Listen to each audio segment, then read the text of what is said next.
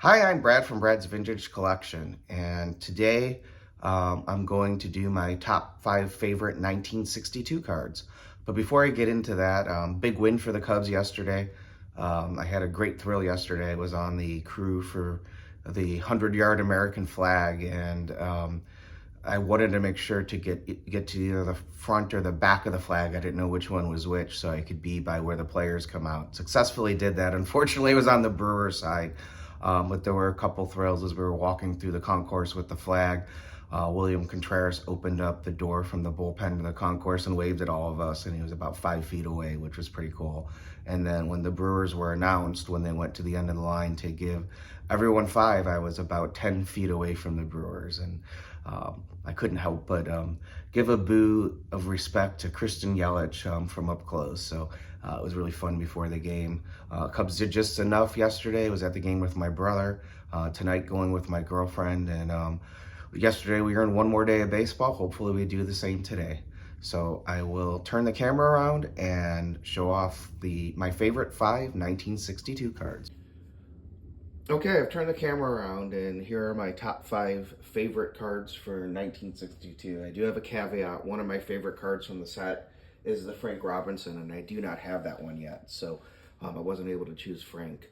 But I love this McCovey card. I like the way that he has the bat on the shoulder and kind of looking off to the side, and I really, really like the color match with the Giants' darker hats with the wood border. I think that looks sharp. I like the blue in the sky and the stands kind of blurred out behind him, and this is probably my favorite looking McCovey card, and I've always really liked this one.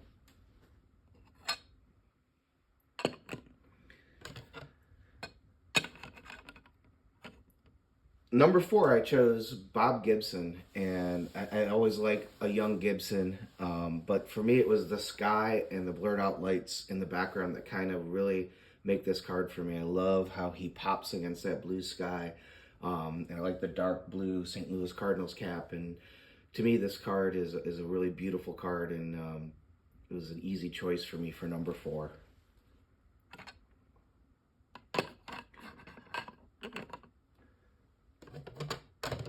Number 3, I have the home run leaders, and maybe the historical significance of this card, with the 61 home run leaders, kind of guided me. But I do like the American League leaders with the red background a lot more than the National League leaders that have a yellow background. And on this card, you get Maris, Mantle, Killebrew, and Jim Gentile.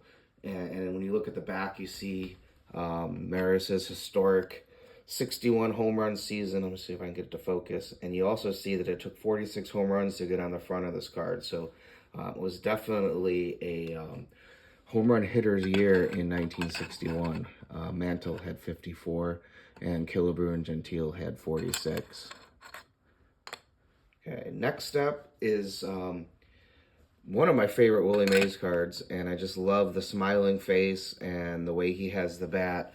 And this card was a tough choice between number 2 and number 1 for me, and it would have been a tougher choice had I had the Frank Robinson card, but I've always really, really liked this Mays card, and just the smile on his face is something that I delight in every time I look at his 62 card.